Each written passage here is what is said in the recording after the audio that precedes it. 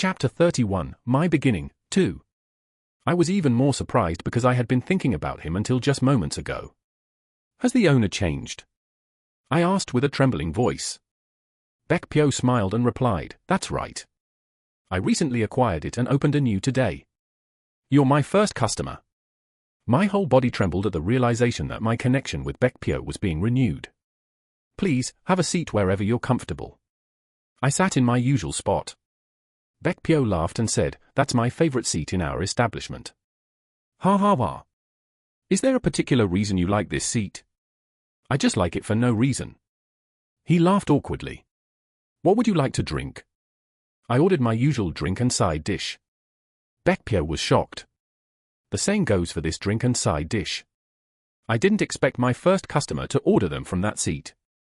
I wanted to tell him right then that I was Cheon Ha-jin. He was my former head of security, after all. There were many ways I could prove my identity to him. We had shared many private conversations. If it were him, he would leave with me. But I didn't. Cheon Ha-jin was already dead. Both in his life and in mine. I am now Byok Ri-dan. Even if I have the chance to help him, it will be Byok Ri-dan who helps, not Cheon Ha-jin. At that moment, a new customer entered. A grand opening gift. A middle-aged man handed over a small potted orchid. I nearly dropped the glass I was holding. I was just as surprised as when I had seen Baekpyo. The man who entered was none other than Gal Saryang. I quickly turned my head, afraid my shocked expression might be noticed. My heart was pounding. I truly never imagined I would encounter Gal Saryang here. And to think I'd meet both Baekpyo and Gal Saryang in the same place. Welcome! Baekpyo greeted him with a face full of emotion. He apparently hadn't expected Gal Saryang to visit in person. It's cozy and has a nice atmosphere. I was lucky. The previous owner put the place up for sale to return to his hometown. I see. What would you like to drink? You choose for me. Baekpyo brought out some alcohol. Gal Saryang glanced at me briefly but didn't pay much attention. Gal Saryang's face looked gaunt, as if he had been under a lot of stress lately. I wanted to go up to him right away and ask what had happened. Why he had suffered such a setback. Gal Saryang, who had been drinking, went out through the back door. Let's get some fresh air together. Certainly. Baekpyo followed him out.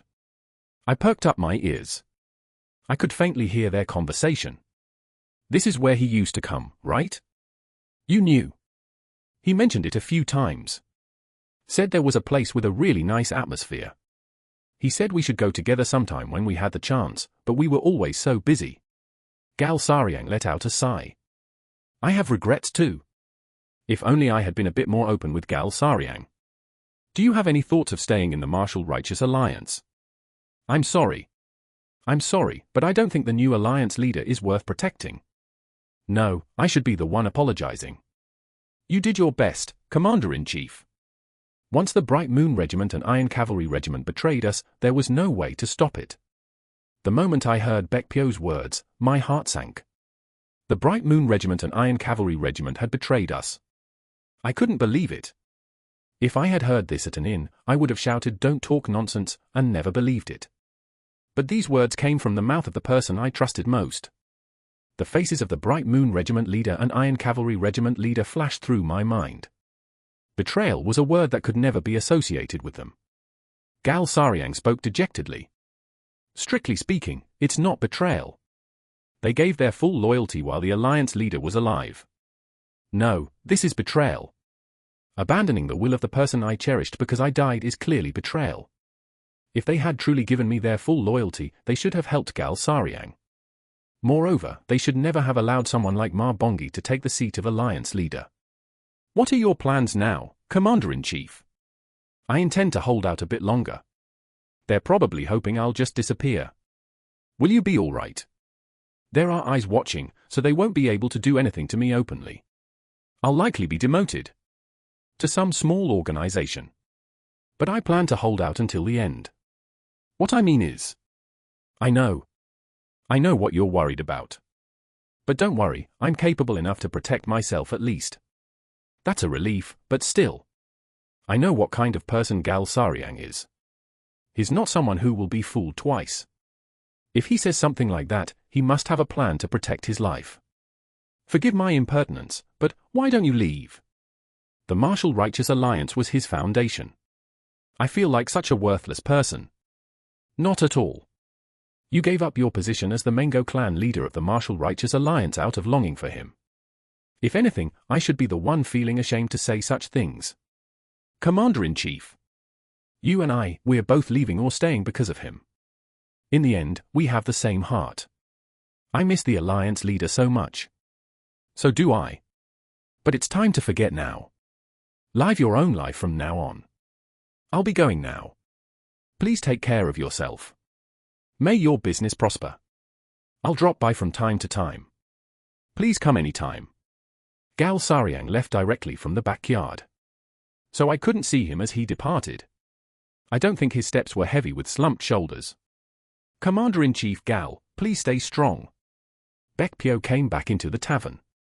He forced a smile, trying to shake off the bitterness, and asked me, "How's the taste?" I looked at him and smiled brightly. "It's good. Very good." I entered my last glass and left Win Tavern. On my way back to the inn, many thoughts crossed my mind. The betrayal of the Bright Moon Regiment leader and Iron Cavalry Regiment leader wouldn't leave my mind. My head was boiling. Why?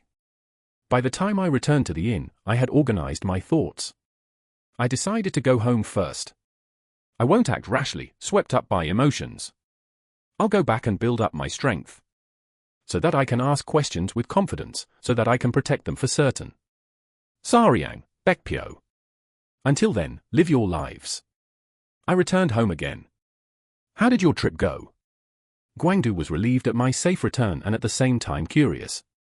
Did you set right what was wrong? I shook my head. Instead, Guangdu laughed. Why are you laughing? You've always shown me that you can handle anything effortlessly whenever you go somewhere. I never said it, but it was quite inhuman. I know this is Guangdu's way of comforting and encouraging me. That's why you should train hard. Wouldn't it be nice if you could handle these things effortlessly? You're entrusting me with something even you couldn't handle. You've quickly returned to your original inhuman self. Ha.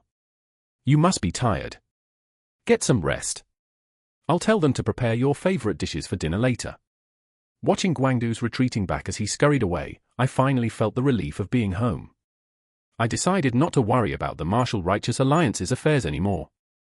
Not about Gal Saryang and Baekpyo, not about Ma Bongi, not about my death. After all, nothing would change even if I worried about it now. For now, let's focus on nurturing the Biok clan swordsmanship. That was my conclusion. Instead, I felt the need to develop it more actively. The situation in the martial arts world was not looking good. Someone who shouldn't have become the alliance leader had done so. There will surely be side effects. When those repercussions reach our clan, we need to have the strength to protect ourselves. I plan to build a breakwater to block the storm before it comes. The storm will surely come. I increase the intensity of my training. The most important thing is my martial prowess. Although I'll try to keep it hidden as much as possible, I need to have the power to sweep everything away when there's no other choice. The most crucial thing was, of course, my inner energy. It would be best if I could obtain elixir, but that requires both money and luck. For now, I did what I could. I reduced my sleeping hours and practiced mental cultivation techniques. At the same time, I pushed my physical training to the extreme. This was in preparation for situations where I'd have to fight while conserving my inner energy as much as possible. When using techniques with minimal inner energy, physical strength has the most significant impact. And there was one more thing that became necessary at this point. Gal Saryang's words came back to me again. You can't do anything alone. Yes, his words are right. Unless I can use a duplication technique to split my body into hundreds of copies. I need my own organization. An elite organization that can immediately handle my orders. But I know better than anyone that such an organization isn't created overnight. It needs to be nurtured over several years. In the end, my determination led to a bombshell announcement. I want to have my own sword squad. My father and mother's mouths fell open simultaneously. This must have been the biggest shock I've given them so far.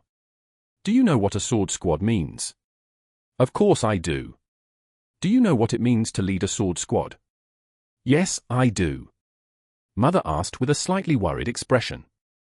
Don't we already have a sword squad? Yes, we have an excellent sword squad. You can think of this as a separate squad from the existing one. Consider it a reserve squad. I had to approach it this way to avoid conflict with the existing squad. Out of respect for the existing squad, I'll name it the Small Sword Squad. When I revealed that I had thought that far, Father accepted my intention. If that's your wish, then fine. But aside from their lodging and meals, we won't provide any other support. That's more than enough. How many do you plan to recruit? I plan to start with about 20 members at first. I intend to gradually increase the number. Mother smiled. It was the same smile that always supported her son, the kind of smile that made me want to repay her no matter what. You can do it well, can't you, son? I answered with a bright smile. Yes, Mother. Before recruiting members for the sword squad, I met with Seo Jung first to hear his thoughts. While I might have more experience and skill in handling organizations, I shouldn't disregard Seo Jung's experience when it comes to operating a sword squad. I brought Guangdu along to listen together. How to conduct training, how to establish a system. Who to appoint as team leaders, and what honor and pride the squad members value most. The last thing Seo Jung told us was this. In the end, the most important thing in a sword squad is the people. It was the same thing I had told Guangdu when I was teaching him. In martial arts, the most important thing is ultimately the person. After parting with Seo Jung, when it was just the two of us, Guangdu asked me, what did squad leader Seo mean by his last words? Why didn't you ask him directly? Well, squad leader Seo is intimidating, isn't he? And I'm not. You're more approachable. How could I be angry at this rascal who smiles so mischievously? In martial arts organizations, the most important thing is skill. No one can deny that. But what if everyone has great skills but terrible personalities? What if the sword squad was filled with Yang Jiaigang types? I don't even want to imagine that. That's probably what squad leader Seo meant. That a sword squad is ultimately a group of people. So more than anything, what they think and how they feel is most important. Everyone will be loyal to you, young master. We shouldn't expect loyalty from the beginning. Loyalty is something that builds up over a long time through various experiences. At first, the most important thing is to make them feel a sense of belonging. How are you so smart? Jealous? You too. These are things you'll understand as you get older. You'll probably have much deeper and smarter thoughts than me, who was confined to the alliance. But can I be part of that sword squad too? No. Why not? Please include me. You're not ready yet. Because I plan to use you for something much more valuable. You have to let me join when I'm skilled enough later. We'll see then. By the way, young master, why are you creating this sword squad?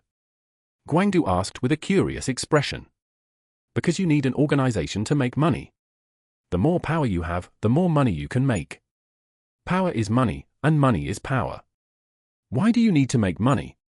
To grow the organization. And after that, I plan to make the Biok clan the #1 clan in the Central Plains. Guangdu was shocked at the words #1 in the Central Plains. It was my determination. Though I was speaking to Guangdu, I was also speaking to the entire Central Plains. The Biok clan will become the strongest family in the Central Plains.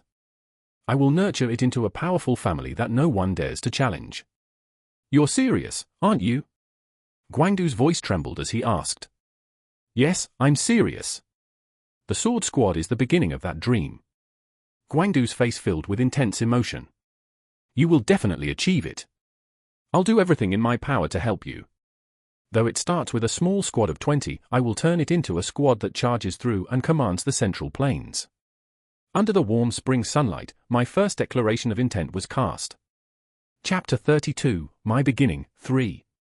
I initially recruited 20 members for the sword squad. Recently, there had been positive rumors about the Biok clan swordsmanship, so when news of recruitment spread, over 100 people gathered. Since it was known that this was a small squad I would be running personally, the number was less than the previous sword squad recruitment. However, it was far more than I had expected. Many who had failed the previous recruitment came, along with many new faces. Guangdu was excited as he looked at the martial artists gathered in the courtyard. Young master! It looks like there are over 100 people. There was a wide range of ages, and surprisingly, quite a few women were visible. Are you going to recruit women too? If they're capable. Oh. Let's recruit them. Let's recruit all the women. Do you like women that much? Isn't it nice? Better than having only men swarming around. That's not why I intend to recruit women. While running the Martial Righteous Alliance, I clearly learned the importance of female martial artists. When carrying out important operations, having women made it easier to disguise in various ways. We could pose as a married couple, or as a mother and daughter. It's worth investing in for various reasons. Of course, I'll have to judge them fairly and recruit based on their skills. All right, let's begin. One by one, they came forward to demonstrate their techniques. I skipped the sparring test. I could tell their skill level just by watching how they handled their weapons. I initially selected 40 people with decent skills from among the applicants. Then I interviewed each of the 40 one by one. How can one evaluate a person with just a few words? But I had experience meeting many people. Why do you want to join the Sword Squad? There were various answers. From honest replies about wanting to make money, to aspirations of becoming a renowned martial artist, to admiring my father. In fact, I didn't pay much attention to what answers they gave. I watched to see if they were telling the truth. Those who lied were obvious. Even if it wasn't a lie, rehearsed answers were apparent. I chose those who spoke sincerely rather than those who spoke well. I excluded those with excellent skills but overly rough personalities. As I told Guangdu earlier, the most important thing in a sword squad is a sense of belonging. A sense of belonging develops when squad members get along well with each other. I will continue to grow this sword squad. Among these recruits, those who develop well will become squad leaders and team leaders in the future. After all, I plan to grow not just one squad, but 10 or 20 squads. That afternoon, I stood before the 20 final recruits who had been accepted into the sword squad. There were 18 men and 2 women. I didn't hide my aura. Rather, I emitted an even more intimidating aura. In the first meeting to establish a hierarchy, I don't think there's a need to conceal one's presence. In martial arts organizations, a good leader isn't a nice leader. A good leader is skilled, cold-headed, and thus able to protect their subordinates.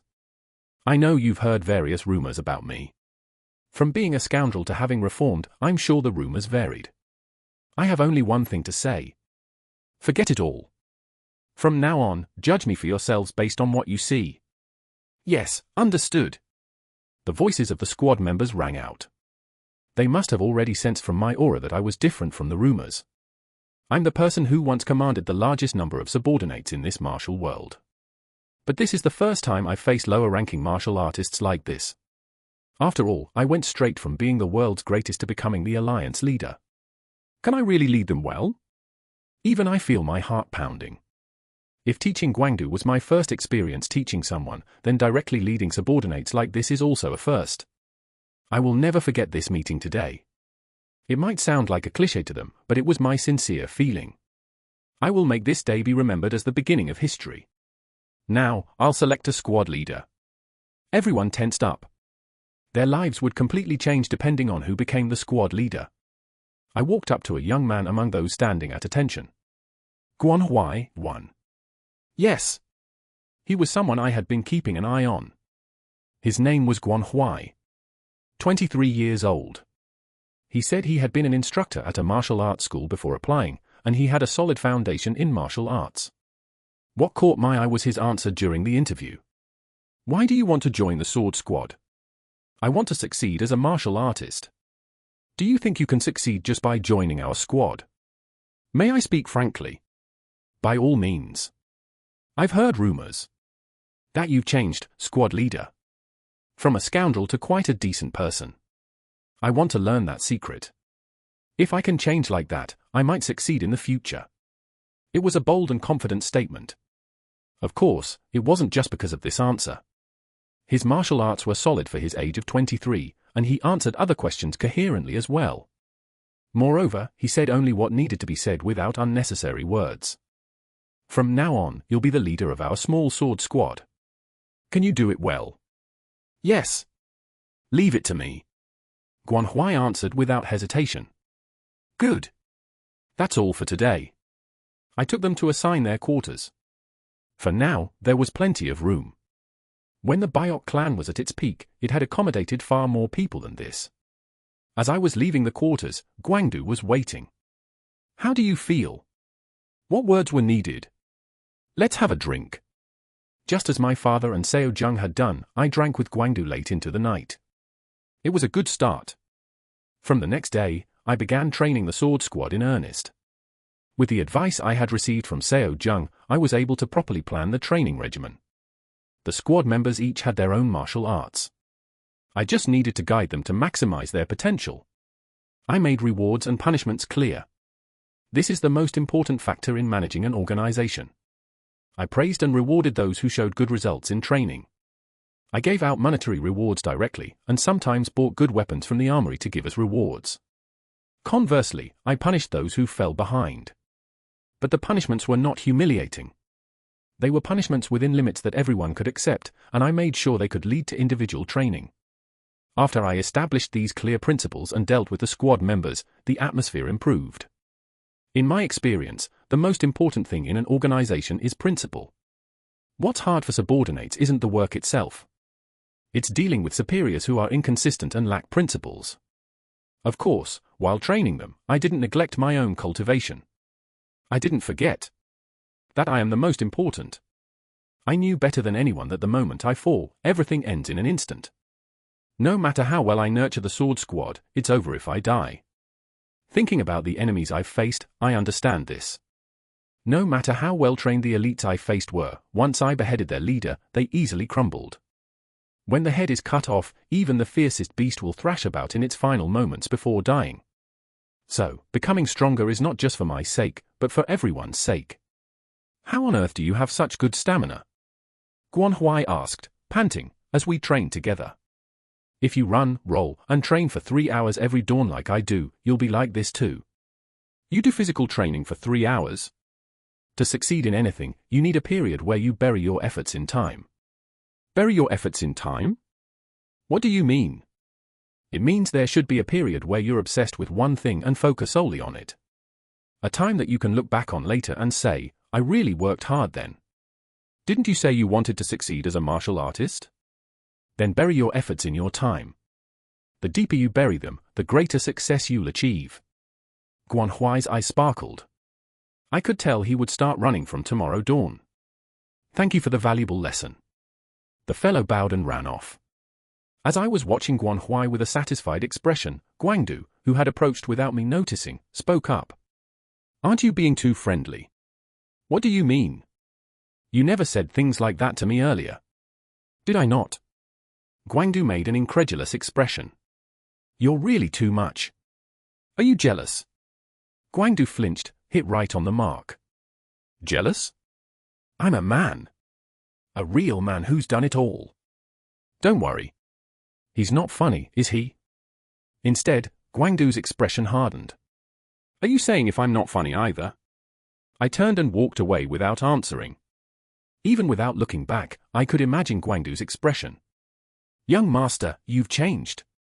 I intended to make Guangdu compete with Guanhui. As people become close, they lose the tension in their relationship. Eventually, this leads to mistakes. I think it's good to maintain a certain level of tension even with the closest people. Perhaps competition with Guanhui will help Guangdu maintain that tension. That will help Guangdu develop himself, and in turn, our relationship. Sure enough, from the next day, Guanhui started dawn training. With the sword squad's own training being quite demanding, individual training was not an easy task. But Guanhui was no ordinary fellow. He had strong will and determination. On top of that, he had the ambition to be a good squad leader. Before going out for dawn training, I quietly went to the backyard where Guangdu trained. As I expected, my prediction was correct. Guangdu had also woken up at dawn and was training. I smiled. This will be good for both of them. Yes, be obsessed. That's how you become something. 3 days after Guanhui started his individual training, one of the squad members joined the dawn training. 2 days later, another person joined. Thanks to Guanhui, an atmosphere of hard work had been established. The sword squad was running even better than I had hoped. The problem, rather, was with me. Currently, I had about 3,500 taels of silver. Considering the monthly wages for 20 squad members and other incidental expenses, it wasn't the time to be complacent. While I was pondering how to make money, the chief steward visited. He clearly came with something to say, but he beat around the bush. Are you managing the sword squad properly? You're not wasting money unnecessarily, are you? How could I be doing well? I've never properly managed money before. I thought as much. The chief steward kept clicking his tongue, but his attitude was much softer than before. Feeding and taking care of people is not as easy as you might think. Now that I'm doing it, I realize that's true. The chief steward gave me various pieces of advice. He grumbled and nagged instead of just being nice about it. But every word was valuable advice that would become flesh and bone. Just before getting up to leave, as if he had suddenly remembered, he blurted out. I asked you before, didn't I? If you had any good young fellows. It was about what I had mentioned to him when I went to ask about the Shandong Merchant Association. Do you still need someone now? I could tell this was actually what he had come to say. Of course. Well, there is one suitable fellow. Who is it? He's a useless fellow who can barely do calculations, but that won't be true. If it's someone the chief steward came to introduce personally like this. Go to Zouching and find Kong Su-chan, too. Zouching was located south of Chufu, not too far away. Thank you. The chief steward waved his hand dismissively as he left. Use your money wisely. The next day, I left home early with Guangdu. If I fall behind Guanhui because I couldn't train today, it's all your fault, young master. Are you worried? Of course I am. I'm about to be discarded like a boiled rabbit. Ha ha. You're supposed to say that's not true. Why are you laughing? Don't worry, kid. You won't fall behind. The 7 forms of the Southern Sea that Guangdu learned were incomparable to the martial arts learned by ordinary martial artists. Guangdu just didn't know yet because he hadn't fought against others in real combat. Guangdu was already stronger than the squad members we had gathered this time. Before departing for Zouching, I bought 2 sets of martial arts uniforms for Guangdu. I'm buying these for you because you've been working hard training lately. Guangdu beamed with joy. Thank you so much. Even as he jumped up and down with joy, he chose a plain, lighter-colored uniform than mine, knowing it shouldn't stand out more than mine. I think I'll be too afraid to wear this outfit. I should hang it up in my room. Do you like it that much? This is the first time someone has given me clothes as a gift. For a moment I felt a lump in my throat, but I didn't show it. This is Guangdu, who drank alcohol with me for the first time, slept in the same room with me for the first time, and received clothes as a gift from me for the first time. Yes, all those things you haven't been able to experience until now, let's do them together. I'll make sure you experience it all. By the way, who are we going to meet? Someone who might be responsible for our money problems in the future. Wow! Sounds like a really important person. Yes, an important person indeed.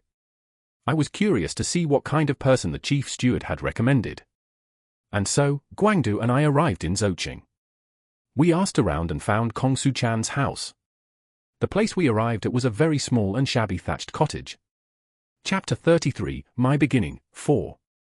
This house seems too shabby for someone who's going to be responsible for our money problems, doesn't it? Guangdu whispered to me. Indeed, the house looked old and dilapidated, as if it might collapse at any moment. I wondered if we had come to the wrong place. As long as the person inside isn't shabby, it's fine. Call him out. Yes. Guangdu called out loudly. Is anyone home? The door opened, and a man who looked to be in his mid-30s appeared. Tall and thin, with long hair and a scruffy beard. His appearance matched well with this old thatched cottage. Guangdu quickly whispered to me. The person inside looks shabby too. As long as what's inside his head isn't shabby, it's fine. After whispering to Guangdu, I politely asked the man. Are you Mr. Kong? I'm no Mr. Yes, I'm Kong. What brings you here? The chief steward of the Biok clan Sword Manor recommended you to us. For a moment, Kong Su-chan was startled. He apparently hadn't imagined that the chief steward would recommend him. Come in. We entered the room. It was a small room with books piled up everywhere. Excuse me, but what is your relationship with the chief steward? He's my master. Guangdu and I were surprised. We had no idea that the eccentric chief steward had a disciple. How is the master doing? He's healthy and well. That's good to hear. But why have you come to see me? I am Byok Ri Dan, the heir of the Byok clan Sword Manor. I came to see you, Mr. Kong, because I need a chief administrator. He looked surprised and asked me, "Are you saying you want to employ me as your chief administrator?" That's right. My master recommended you. Did the master perhaps mention why I'm living in seclusion? No. I see. I'm sure you had your reasons. Kong Su-chan blurted out something I hadn't asked about. I killed someone. I killed the master who employed me. He stood up. His attitude suggested that he had nothing more to say after revealing this. Please leave. I won't see you out. But I had no intention of leaving. I don't think that's something to worry about. I'm not weak enough to be killed by an abacus. I stared straight at the bewildered Kong Su-chan and said, he must have deserved to die. Otherwise, he wouldn't be here. If he had killed an innocent person, he would have paid the price. And he wouldn't have spoken about it himself like this. What kind of person was your employer? Apparently not expecting me to ask such a question, Kong Su-chan answered with a confused expression. He deserved to die. Then you did well in killing him. Are you saying it doesn't matter at all? That's right. This is a first. Everyone said I did the right thing, but no one wanted to hire me. They found it unsettling. It's not a problem for me at all. What I want to ask is this. What is it? Are you ready to start working? There was a moment of silence. Finally, Kong Su-chan asked, do you trust me? I shook my head. It would be a lie if I said I did. I don't know anything about you yet. Then why are you trying to take me with you? Because I trust the person who recommended you. Moreover, I believed in the power of connections. If the chief steward had walked into my life and introduced this person, this connection must have some meaning. Will you come with me? I have one question to ask as well. Ask anything. What is your dream for the future? To make the Byok clan the #1 sect in the Central Plains. Silence fell again. Then Kong Su-chan spoke with determination in his eyes. I'll pack my things and come to see you tomorrow. Thank you. Only after we were outside did Guangdu speak up about what he had been holding back. You seem to like him. Isn't it refreshing? A chief administrator who reeks of blood. Well, as long as he does his job well, that's all that matters, right? Will he really do well? What? He's an idealist. When he asked me one question, he didn't ask about my capital or how much his monthly salary would be, but about my dream. Then why did you choose him? If the goal was to be the best in Shandong, we'd need a very practical administrator. But if the goal is to be the best in the Central Plains, someone like him might be good. Guangdu made an expression of partial understanding. That sounds complicated. It's not complicated. If he can't do the job, we can just fire him. We can find another administrator, can't we? That's cruel. It's being cold-headed. In fact, we haven't even started being truly cold-headed yet. I know. I know what it's like to deal with those obsessed with power. They're not opponents that dreamers can defeat. Kindness becomes a mockery, and dreams are torn to shreds. To beat them, you have to be even more cold-headed than they are. The next day, Kong Su-chan came to the Byok clan Sword Manor with his luggage. After changing into clean clothes, bathing, and neatly trimming his beard and hair, he looked like a different person from yesterday. While he was unpacking, the chief steward, having heard the news, came to visit.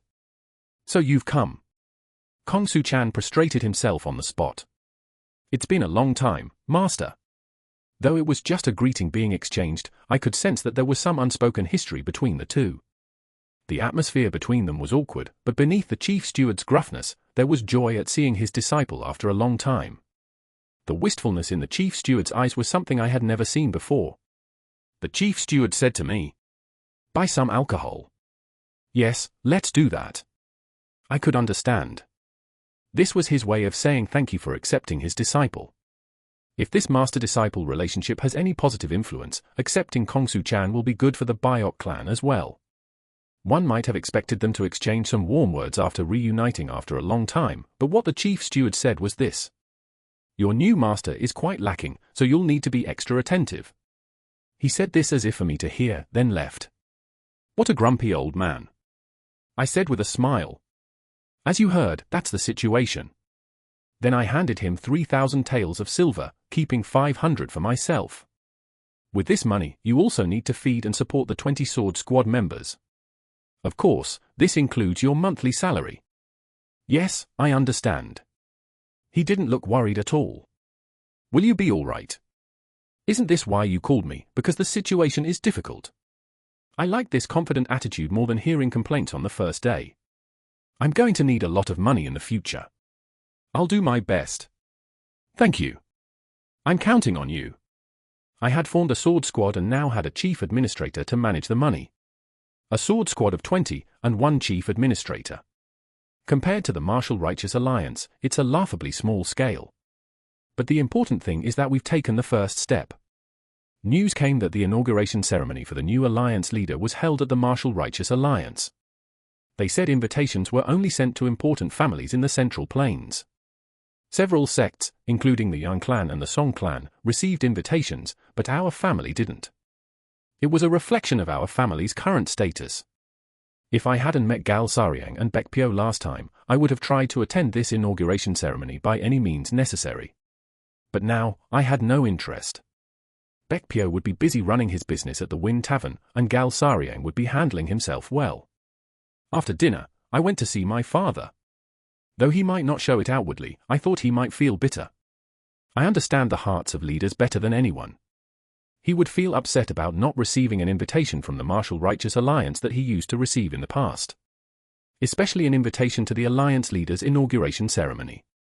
"Father, how about having a drink with your son after a long time?" When I shook the bottle of alcohol I had brought, my father looked surprised.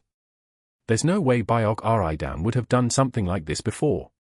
"If we're going to drink, let's go outside." "That sounds good." I sat with my father in the pavilion in the garden. The full spring air made me think we had come out at a good time. I poured him a drink and received one from him. "Come, let's toast." I clinked my glass energetically against the one my father held out. This is a first for me too. Drinking like this with someone who is a father figure. It's a somewhat strange feeling. "How's the sword squad going?" "It seems to have started off fairly well. Dealing with people isn't easy. Don't look down on your subordinates, always try to think from their perspective." "I'll keep that in mind." My father emptied his glass, and I followed suit. Although I don't usually like alcohol, maybe because of the mood, today's drink tasted good. We drank while chatting about various things. Until the end of our drinking session, we didn't bring up the topic of the invitation. I thought that just being together like this was a better consolation. A month later, Kongsu-chan came to see me, saying he had something to report. "What is it?" "First, I've distributed 2,000 taels from the money you gave me as investments among 3 trading companies." He handed me a piece of paper. It listed how much was invested in which trading company. There were 2 ways to invest in trading companies: long-term investment and short-term investment. Usually, trading companies conduct business with their own money, but they also sometimes use external funds for their operations. If they make a profit, they share it with the investors. Naturally, high-risk businesses yielded high returns. The current investments were all short-term. The investment in the Zhongwan Merchant Guild, 1, has yielded returns. How much did we earn? We invested 400 taels and earned 150 taels profit after recovering the principal. Oh. That's a significant profit. The results from the other 2 trading companies will be out in 2 months. The expected profit is 400 taels. If we can earn 550 taels over 3 months from a 2,000 tael investment, that's an impressive feat. Whether he's an idealist or not, he has at least proven his skill as a chief administrator. Moreover, the fact that he confidently made such investments from the start indicates that he has studied the Central Plains business world. What I liked was that he didn't make risky investments. It could have been tempting to fall into the desire to impress me. Although we only invested in 3 places this time, I plan to gradually increase the number. To be honest, I'm not well versed in business matters. You handle it as you see fit. Just make sure to report to me regularly without fail. Of course. Also, as you well know, there are other ways to make money. Such as? Sometimes trading companies need martial artists. When they don't trust the escort agencies enough, or when they need separate martial force. This was also a way for martial arts sects to make money. Usually, local influential figures voluntarily provide support. Of course, the sects step in to help when these supporters face difficulties. But except for a few famous sects, it's difficult for sects to sustain themselves on support alone. So they either conduct their own businesses or make agreements with other sects or trading companies to generate income. I know that the Biok clan is also involved in various activities. I understand. But it's still too early for our sword squad. When the time comes, I'll bring it up first. Yes, I understand. The training of the sword squad continued. Guan Huai had completely taken control of the atmosphere. Because he led by example and worked hard in everything, there were no complaints about having such a young squad leader, which could have occurred. As the sword squad began to function properly like this, the existing sword squad also started to be influenced by us. As word spread that the small sword squad was training hard and living well, it was said that even the existing sword squad started saying they needed to be on their toes. Yes, they should be tense. Because soon, our small sword squad will surpass them. 2 months had passed since the sword squad was formed. We heard news that there had been new personnel appointments in the Martial Righteous Alliance. It was said that many people had been replaced. Sima Qian had become the new commander-in-chief. Sima Qian was a figure who had been close to the Heavenly Blade sect for a long time. There was no news about what had happened to Gal Sariang. He had probably been demoted or reduced to a common soldier. But I wasn't worried. I believed he would endure well on his own. I planned to make Gal Sariang and Bek Pyo my people as soon as possible. If they really don't want to, I won't force them, but if I become someone they want to dream with, we might be able to work together. For that, I need to become stronger. My sword squad needs to become stronger. Just as the first button is important in any task, how this sword squad grows will greatly influence future squads. Fortunately, after 2 months of training, the sword squad's movements had completely changed. Especially Guan Huai and the 3 or 4 others who had done separate dawn training had clearly improved their skills. The atmosphere within the squad wasn't bad either. Judging that the time had come, I immediately called for Guan Huai. Squad leader Guan. Yes, master. Looking at Guan Huai's lively eyes, I said powerfully. The time has come, eh? It was time to go out for practical training. Gather everyone. Chapter 34, Into the Summer, 1. Regarding practical training, Kong Su Chan proposed one task. There happens to be an escort job. Recently, the Taiju Merchant Guild, 1, from Jiangsu province came here and seems to have had issues with the Taiyan escort agency, 2, they usually deal with.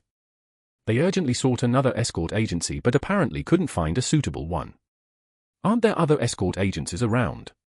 Escort agencies fight like enemies usually, but act like brothers when they need to join forces. They're siding with the Taiyan escort agency. Yes, it seems so. Anyway, they can't afford to waste time, so this escort job is paying very well. How much? 2,000 taels. The value of the goods to be escorted must be considerable. Therefore, it might be a bit dangerous. If I were sending only the squad members, I would have refused this job. But since it's the first practical mission, I plan to go along. All right, we'll take this job. I went straight to the armory and bought 20 daggers used for throwing. I was quite skilled in flying dagger techniques, and there's nothing better than a dagger in urgent situations. Though I didn't show it outwardly, I was just as tense. The next day, we took charge of the Taiju Merchant Guild's goods. It was enough cargo to fill 3 carriages. We didn't hire separate drivers. The load wasn't too much, and since one of our squad members had experience working in an escort agency, we decided to handle it ourselves. While we were preparing to depart, a merchant from the Taiju Merchant Guild approached me. I heard you're not the official sword squad of the Biok clan, but a small sword squad. We had clearly stated in advance that we were the small sword squad of the Biok clan. That's correct. These are precious goods. Please take good care of them. They chose us because they had no choice due to time constraints, but it seems they still don't fully trust us. Don't worry. The goods will arrive safely. Then I'll entrust them to you. How could his worry compare to my father and mother's concern? They were truly mountains of worry. I calmly persuaded them both. I pushed forward with the two arguments that always work well, not wanting to live like a frog in a well, and not raising someone like a flower in a greenhouse. In fact, this mindset was also my attitude towards the Sword Squad. We can't keep them like flowers in a greenhouse forever. One practical experience can be more helpful than 100 days of training alone. They need to withstand the wind and rain outside the greenhouse. Our destination was Zhuzhou 3 in Jiangsu province. We just needed to deliver the goods to the Taiju Merchant Guild people there. The estimated travel time was 10 days. We set off smoothly. I assigned 5 people to each of the 3 carriages, and the remaining 5 were on alert at the front and rear. Of course, I brought Guangdu along. For Guangdu, who still didn't know how to ride a horse, I personally drove the first carriage. I seated Guangdu next to me. Is it really okay for me to come along? Guangdu asked cautiously. He seemed to feel awkward about going with the squad members. Of course. Aren't you my right-hand man? That's right, isn't it? His tense expression relaxed at the words right-hand man. These days, the person Guangdu was most conscious of was Guanhui. Guanhui commanded the squad members with discipline. The squad members' discipline was properly maintained. Watching this, Guangdu whispered. He's like an older brother. Even though he's 2 years younger. I think so too. No, you shouldn't say that too, young master. I've just given up being mature for your enjoyment. Ha ha. Yes, I have to acknowledge that. That I'm happy because of you. In fact, Guanhui was also conscious of Guangdu. He probably naturally responded to Guangdu's awareness. Plus, he must want to gain my trust. Probably because Guangdu is here, Guanhui is trying harder not to make mistakes. This kind of productive competition was what I wanted. Nothing happened for several days. We mainly camped in forests. At night, 4 people took turns standing guard. We set the order and time. I believe all these processes will become the foundation for the growth of a sword squad. Inner energy can be increased all at once with elixir. But experiences like these can never be achieved at once. There's a world of difference between hearing about something and experiencing it directly. Even something as simple as lighting a campfire only truly becomes one's own when experienced firsthand. Just as the tension of the journey was easing, figures appeared blocking our path. It was about 30 masked martial artists. The one who seemed to be the leader spoke coldly. Hand over the goods and leave, and we'll spare your lives. Their aura was indeed formidable. They weren't just randomly gathered bandits. That confidence is why they showed themselves openly in broad daylight instead of ambushing us at night. This was fortunate for us. Form up as you've been trained. At my command, the squad members moved quickly. The squad's training included ways to deal with various types of enemies. In cases like this where all enemies appear in front, we form a human-shaped formation. The strongest stands at the top front, the second and third strongest on the left and right, and the rest are arranged according to their martial arts skill. The masked man gave the attack order without further words. Attack! The masked men charged. Normally, I would have left it to them, but this time the number of enemies was large, and their skills were no less than our squad members. Swish, swish, swish, swish, swish. 5 masked men fell, flipping over from the daggers I threw suddenly.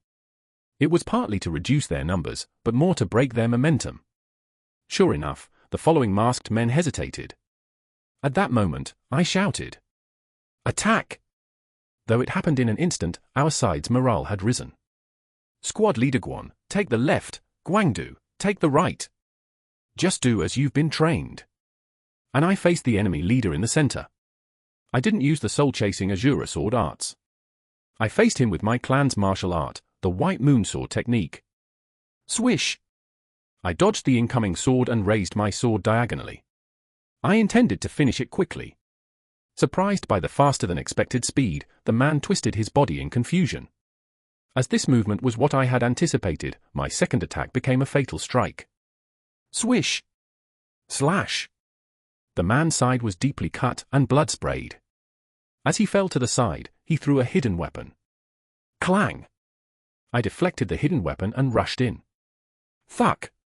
My sword pierced straight through the man's heart. He opened his eyes wide, as if unable to believe he had been defeated so helplessly, then quickly died. I pulled out my sword and immediately turned around. The entire battlefield entered my eyes in an instant. I've spent my whole life on battlefields. I've experienced all kinds of chaotic fights. I immediately saw who was in the most dangerous situation. Swish! A dagger flew from my hand. Fuck! The dagger lodged in the back of a man who was about to stab one of our squad members in the stomach. I threw myself towards the second most urgent situation. One of the two men cornering a squad member turned towards me. How dare you? The man swung his sword fiercely. Unfortunately for him, I wasn't someone who should hear the words, "How dare you?" I slightly twisted my body to dodge the incoming sword. The sword brushed past my ear. But my sword was different. Fuck! My sword pierced through the man's heart in one go. At the same time, I shouted, infusing my voice with inner energy. Snap out of it! At my words, the squad member who was being attacked snapped to attention. He immediately threw himself to help another comrade. I surveyed the battlefield again. Already, 3 men had fallen to Guangdu's hand, and 2 to Guanhuai's. The rest were engaged in chaotic fighting. Because Guangdu and Guanhuai had displayed their skills, we were fighting advantageously. From now on, I started to calmly observe the battlefield and cut down enemies. I left the fights we were sure to win alone and intervened in the close ones first. As I started to coordinate the battle, the balance between both sides collapsed rapidly. Every time I swung my sword, without fail, one enemy fell. The White Moon Sword technique was demonstrating its extreme power. The one who struck down the last enemy was Guangdu. Fuck! It was the 4th enemy he had killed. It must have been his first time killing people, yet he had killed 4. Despite not having proper inner energy yet, he achieved such results due to the power of the 7 forms of the Southern Sea. Guangdu's hand holding the saber dripping with blood was trembling. I first checked on the squad members. Anyone injured? Several had cuts on their arms and legs. But fortunately, they were just flesh wounds, not critical injuries. It was thanks to my quick response. Treat the wounds with wound closing medicine. Those who are unharmed, guard all directions. At my order, everyone moved quickly. They were all in shock. Some had experience with large-scale fights like this, but more than half were experiencing it for the first time. Even Guanhuai, who had performed well, had killed people for the first time today. After treating the injuries, I gathered them. Is everyone all right? Yes. I approached Guangdu first. First time? Yes. Guangdu's voice trembled. His hands and clothes were covered in blood. He was just in shock, but normally people find it hard to endure this smell of blood. Guangdu? Yes. Turn around and look. Guangdu turned around. If you hadn't killed those 4 men, 4 of these people would be gone now. Everyone was looking at Guangdu with newfound appreciation. They thought he was just someone who made silly jokes, but he had demonstrated remarkable skill. Guangdu's eyes wavered at their gazes filled with gratitude. Yes, I know it's not easy. But becoming a martial artist means being willing to get blood on your hands for righteousness and for your comrades. It might seem like anyone carrying a sword is a martial artist, but that's not true. The real martial artists in this world are those who are prepared for this. Those who overcome these difficult things. Guangdu, do you want to become a real martial artist? Guangdu took a deep breath and said loudly. Yes, I want to become a real martial artist. You fought really well today. Thank you. Young master. Thank you. How could Guangdu not know that I was taking such care of him in case he might have been traumatized by killing? I called Guanhuai. Are you all right? Yes. Having already heard what I said to Guangdu, Guanhuai's eyes were also alive. This is something you have to experience once, and you'll have to overcome it repeatedly in the future.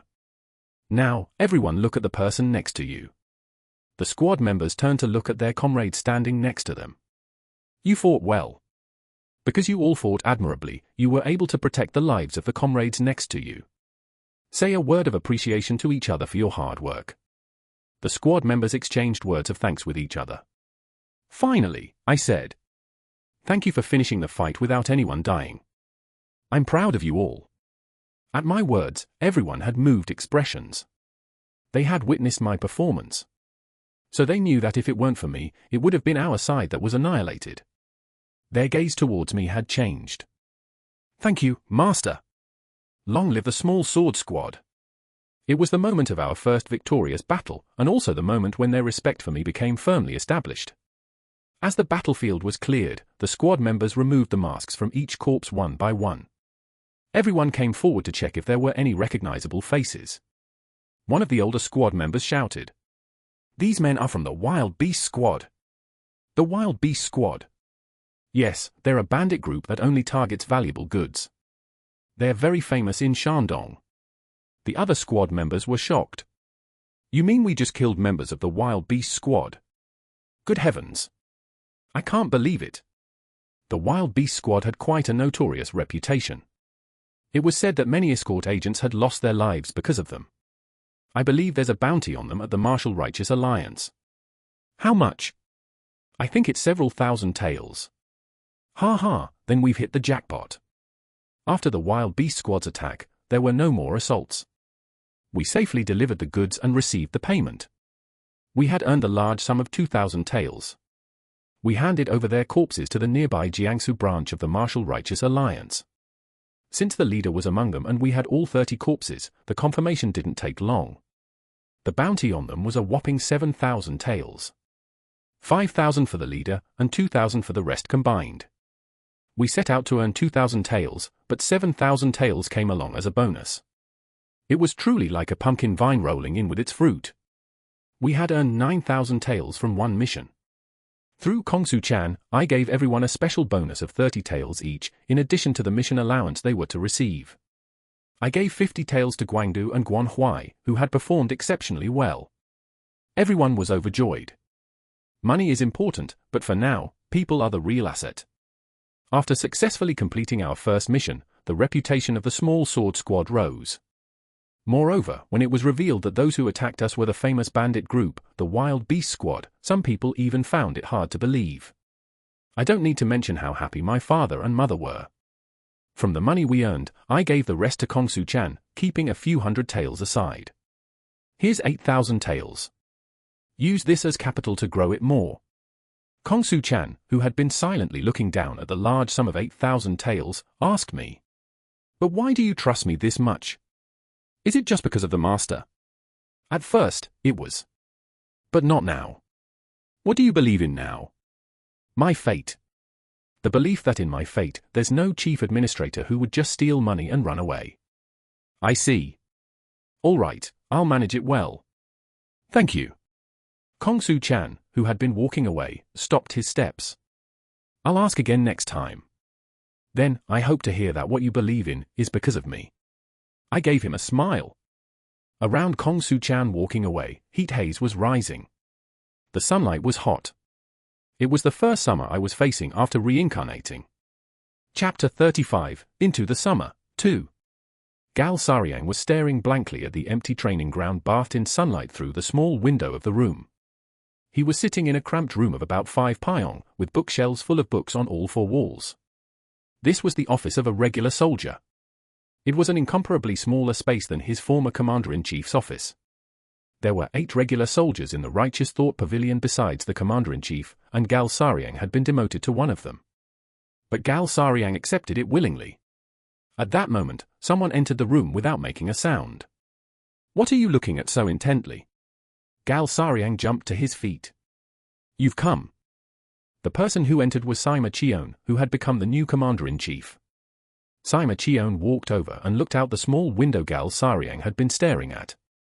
Only scorching heat filled the empty training ground. It's getting hot now. Yes, it seems this summer will be quite hot. A person's life is truly unpredictable, isn't it? In the past, I used to wait for 3 hours in the waiting room to meet you. Do you remember how long I got to meet you after waiting that long? Gal Sariang didn't answer. It was exactly half an incense stick's time. You made me wait for 3 whole hours and then gave me only half an incense stick of your time. Although Gal Sariang remained silent, he vividly remembered that day. At that time, Sima Qion had visited him on behalf of the Heavenly Blade sect. He had come to ask for approval of monopoly rights for a business the Heavenly Blade sect was promoting. Sima Qian had hinted at offering a bribe. It was a large sum, enough to buy several large mansions. Even knowing that he wouldn't accept bribes, to try such a trick. He must have believed that if the amount was large enough, he would accept. Anyway, he remembers feeling irritated and ending the meeting quickly. I apologize for that incident. I made a mistake because I was too busy at the time. Sima Qian smiled, showing his yellowed teeth. I understand. Now that I'm sitting in your position, I see there really is a lot of work. I'm touched by the Commander-in-Chief's broad-mindedness. When you expressed your intention to stay in the Righteous Thought Pavilion, do you know that if I had refused, you would have been kicked out? Of course. I'm deeply grateful for that. Why do you want to stay? Are you planning to take revenge on me, the new Commander-in-Chief? Sima Qian's best cunning gaze shot sharply. Gal Sariang showed an openly bewildered expression. How could that be? I? Gal Sariang, overcome with emotion, couldn't continue speaking. Soon, he opened his mouth with a voice tinged with moisture. I've lived my whole life in the Martial Righteous Alliance. I've never thought of a life outside this work. I'm happy to be able to work for the Righteous Thought Pavilion, even like this. Sima Qian's eyes narrowed, then the corners of his mouth curled up. I see, I understand. I would probably feel the same if I were in your position. I look forward to working with you. Those are my words. I will serve with utmost loyalty. Ha ha ha. Good, very good. Sima Qian left. Gal Sariang's flushed expression calmed down. A cold sneer formed on his lips. What nonsense. He was sick of the Martial Righteous Alliance now. He wanted to leave this cramped place right away. He wanted to live his own life like Baekpyo. Yet there was one crucial reason why he didn't leave. The Alliance leader must have been assassinated.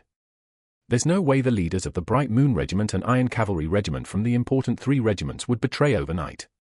Those who recruited and persuaded them must have put in effort over a very long time. It must have been the same for killing the Alliance leader. They probably used some method that even the Divine Doctors couldn't detect.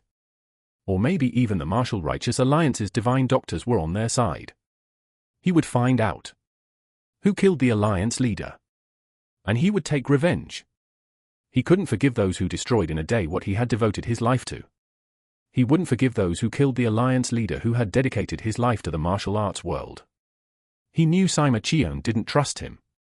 He must see him as a thorn in his side. After all, it would be more comfortable to remove the existence of the former Alliance leader's Commander-in-Chief.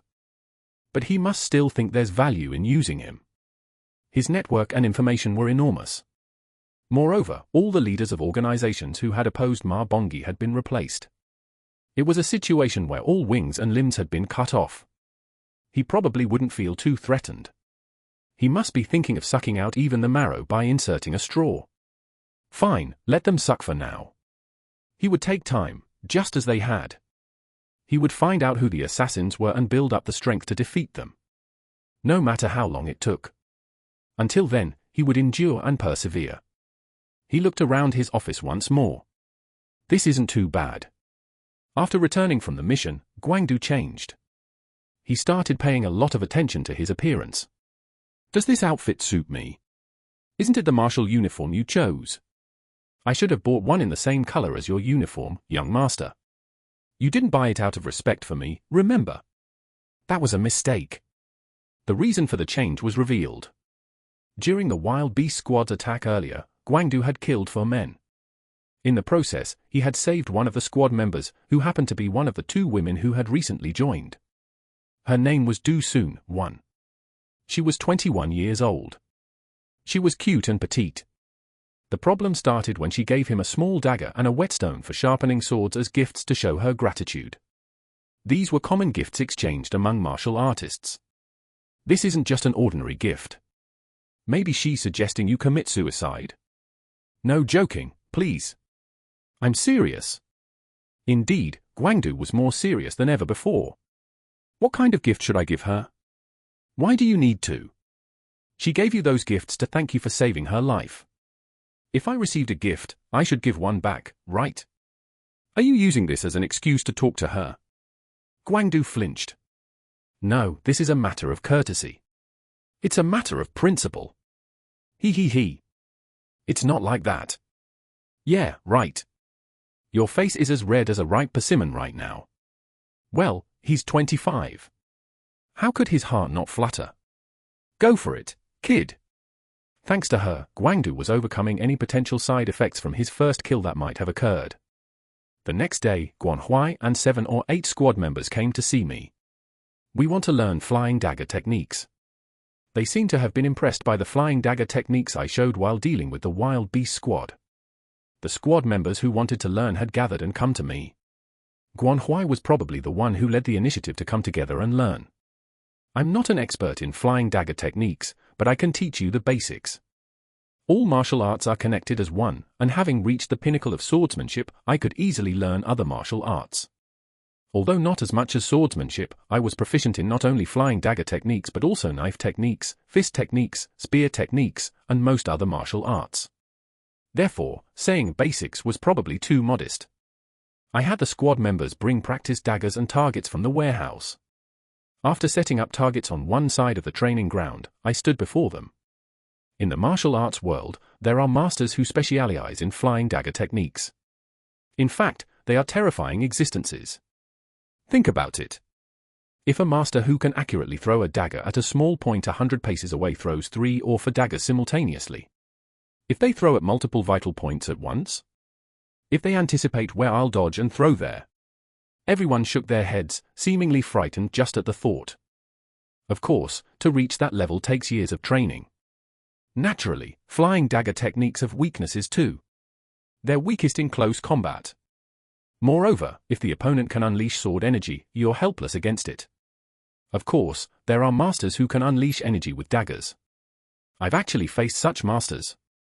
Guanghu, too, one of the 4 great guardians of the Blood Heaven's divine cult, known as the 10 Daggers Without Soul, 3. He was truly one of the most difficult opponents I've faced. When he threw once, 10 daggers would fly. Later, I couldn't even understand where all those daggers were coming from. Moreover, he was a master who could imbue his daggers with energy. Truly, the fight with him remains one of the unforgettable fierce battles in my memory. When I killed him, I had 2 daggers stuck in my body. But becoming that level of master in flying dagger techniques is really difficult. Flying dagger techniques seem easy to learn at first, but become increasingly difficult as you progress. It will be enough for you to be able to overcome dangers in emergencies. That's right. That's what we want. Guanhui answered loudly, and everyone nodded. I taught them the basics of flying dagger techniques. How to hold the dagger, how to breathe, and how to throw. Now, try throwing. The squad members lined up and threw daggers at the target. Most missed, but only Guanhui hit the edge of the target. Concentrate. Concentration is the essence of flying dagger techniques. Yes. The squad members threw daggers again. As they repeated throwing, the number hitting the target gradually increased. Knowing how to handle daggers is quite advantageous for a martial artist. If you can hit the target 3 times in a row from 30 paces away, I'll teach you how to throw daggers infused with inner energy. Thank you, Master. Don't mention it. I like people who want to improve. If you want to learn something, come to me anytime. Yes. With a resounding response, the squad members began training. I stayed for about half an hour more, correcting their postures and teaching them. Am I not annoyed by teaching someone? Not at all. Is it because it's something I've never done before? Rather, I was feeling that I had a talent for teaching. And it was also helping my martial arts. It's like someone who had reached the peak starting over from the beginning, so it makes me think a lot. For example, this is how it is. After confidently teaching something, sometimes at night I would ponder. Is it really like that? Parts that I had never thought about before suddenly raised doubts. I don't know what impact these changes will have on me. I just believe that because my intention in teaching them was good, the results will be good too. When Guangdu hadn't shown up by afternoon, I went to his room. He was sitting at a desk, busily writing something. You know how to write too. Hey, aren't you underestimating me too much? I'm impressed. Not only in our household, but most servants in most households didn't know how to write. Do you think I came to serve you for no reason? You were smart from a young age, ho. Of course. I was the smartest. I thought that perhaps his talent for martial arts might stem from this intelligence. So what are you writing so intently? I'm writing a letter to Miss Du. Miss Du? You don't mean Dusoon. Dusoon? Don't casually call another man's woman by name, master. Another man's woman? Is that man perhaps you? It depends on this letter. Whether I'll become that man or truly become another man. Ah, I bought a gift, but I don't know what to write in the letter. Guangdu clutched his head. You're giving her a letter too. I can't speak well when I'm in front of Miss Du. So I want to convey my gratitude like this at least. What gift did you buy? This. The gift Guangdu bought was a tassel to attach to a sword handle. I noticed Miss Du's sword didn't have one before. I bought a short one in case it might interfere with gripping the sword. How is it? It's cute. Really? I nodded. The more skilled a master becomes, the less they attach such decorations to their swords. Even if it doesn't interfere, it doesn't help at all in fighting. At least what Guangdu bought was a short tassel that wouldn't interfere with gripping the sword at all. She's not skilled enough yet to feel discomfort in her swordsmanship because of it, so it can be seen as just a cute gesture. Now I just need to write the letter. If you could give me one piece of advice for my sake. It's all futile. That's such helpful advice. Don't interfere and go over there. Before leaving the room, I gave him one last piece of advice.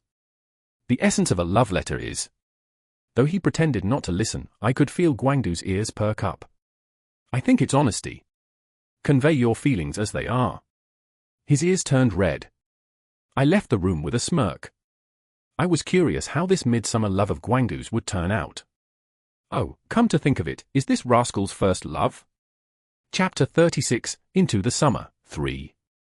Mother held a banquet for the young talents. She said it was an occasion for the youth who would shoulder the future of Shandong, but in reality, it was for Song Warren and me.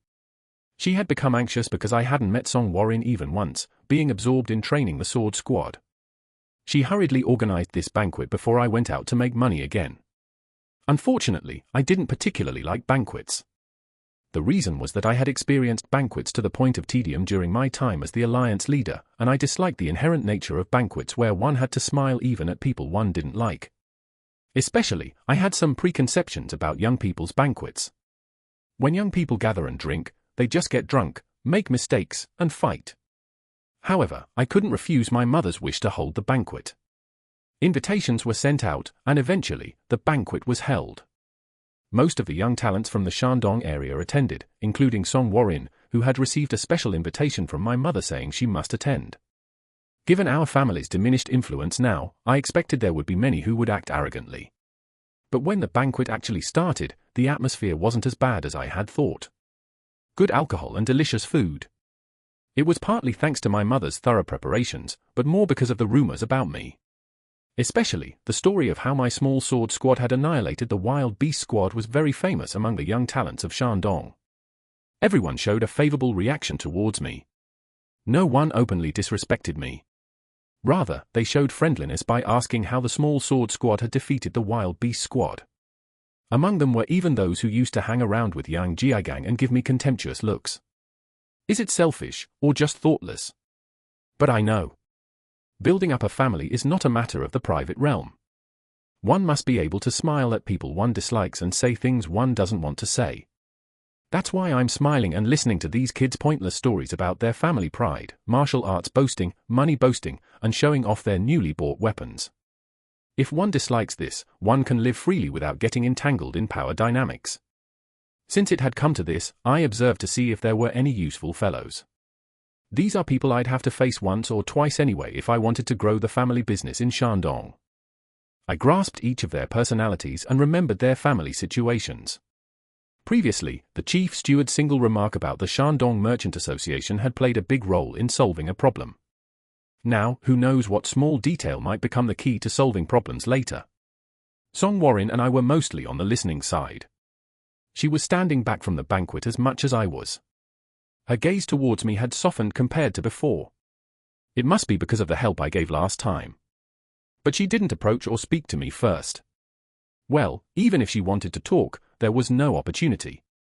The young men were gathered around her. Those who lacked confidence to approach her glanced at her from afar. If one enjoyed this, it would be a happy moment, but if not, I thought it must be quite an ordeal. "Miss Song, let's have a drink together." Despite the continuous requests, her answer was always the same. "I don't drink alcohol." Strangely, she didn't drink even a sip of alcohol. Someone asked why she didn't drink, but she just gave a faint smile. Does she have some story behind it? Actually, I was curious about something else. Why she disliked the alliance leader. I'm just holding back because the atmosphere isn't right to ask that. I plan to ask again when I get the chance. Perhaps disliking how the men were monopolizing attention, one of the women in attendance asked Song Warren. "There's a rumor that you're breaking off the engagement with young Master Byok. Is that true?" She spoke quite loudly, so the surroundings suddenly became quiet and attention focused on us. Song Warren was slightly flustered. Though she had brought up the topic herself, she probably didn't want to discuss it in front of so many people like this. I answered on her behalf. "Regardless of the rumor, isn't she too good for me?" At my ambiguous words, the men all nodded in unison.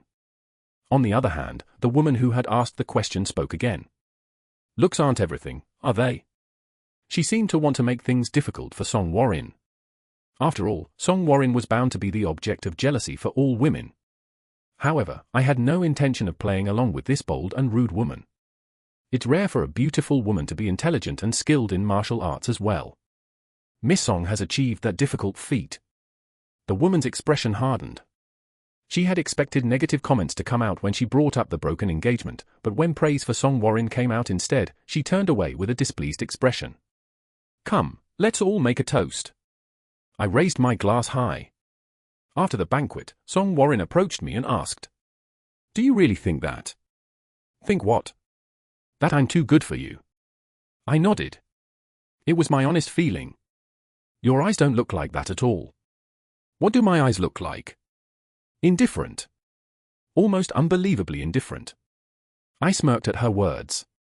I could see how it might look that way. Moreover, after my Ren and Du meridians had been unblocked, my gaze had become even deeper, so it might look even more so. Having nothing to say about that, I slightly changed the topic. "How's your martial arts training going?" "I'm working hard." I don't know who taught her martial arts, but I could sense considerable skill from her. I think she would be in the top 2 or 3 among the young talents here. "How about you?" "I'm working hard too." The conversation didn't flow smoothly and kept breaking off, but we were still treating each other more gently than before. They say we were close when we were very young. But I have no memory of that time at all. I spoke to her softly. "I just hope you can think of it comfortably." "What do you mean?" "We're only 20 now, aren't we? It's too precious an age to be tied down by anything. I mean, let's just enjoy the life we're given and live diligently." For a moment, her eyes wavered. She must have felt the same about not wanting to be tied down by anything. "And whatever you saw in my eyes, you really are beautiful."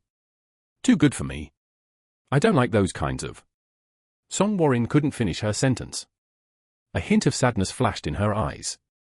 "Yes, because she's beautiful, because she's so beautiful, there must be hardships she has to endure.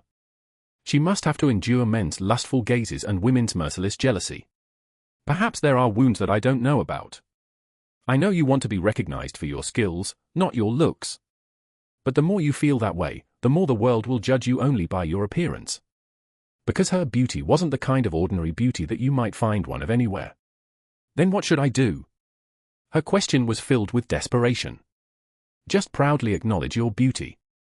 Tell others like this, yes, I'm drop-dead gorgeous." "So what?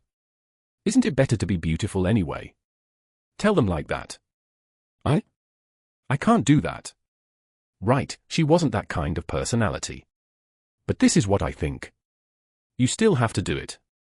Sometimes, there are things you can only escape by fully accepting them." She stared at me intently.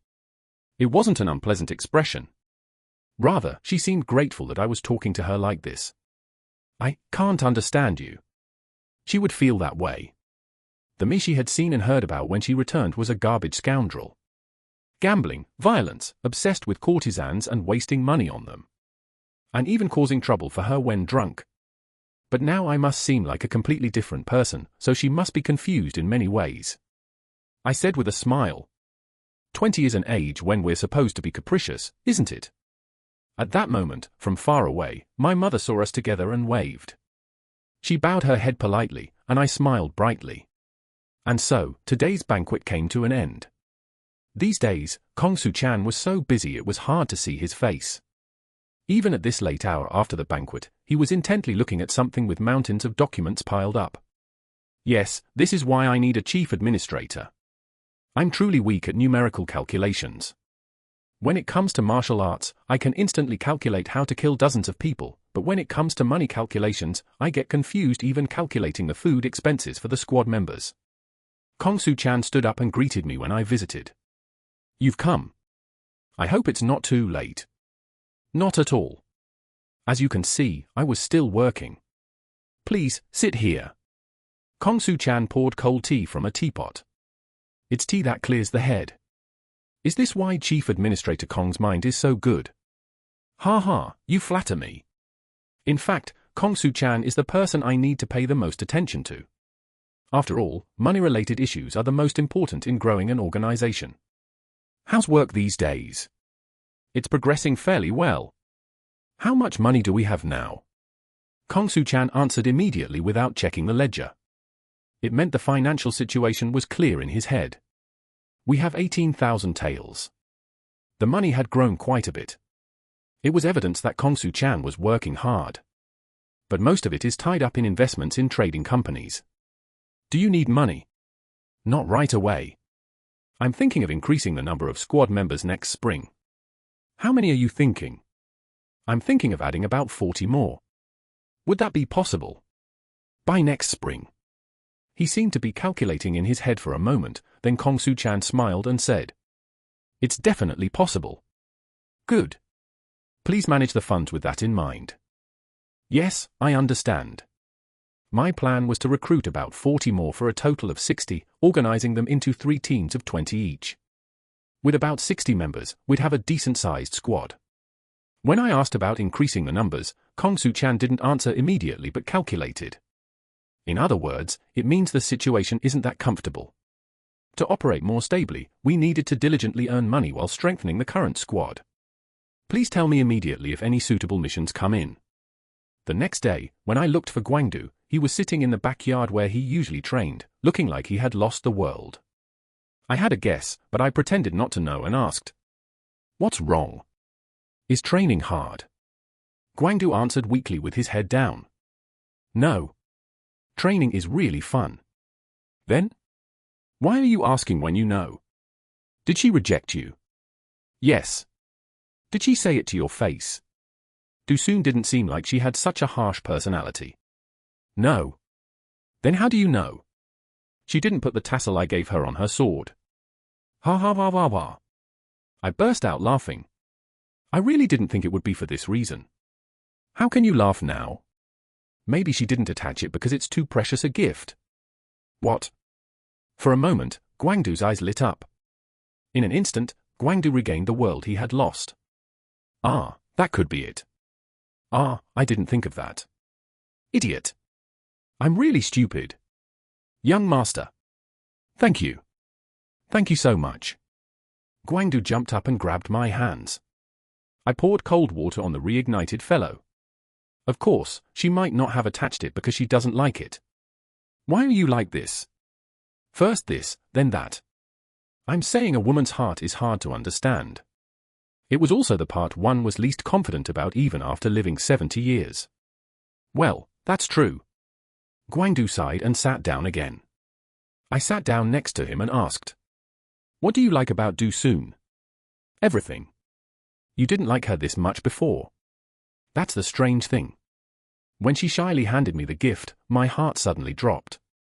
It was the first time I've experienced this. And before you say anything, I'm not saying this because of the gift. Don't make such low-quality jokes. I'm serious. I didn't say anything.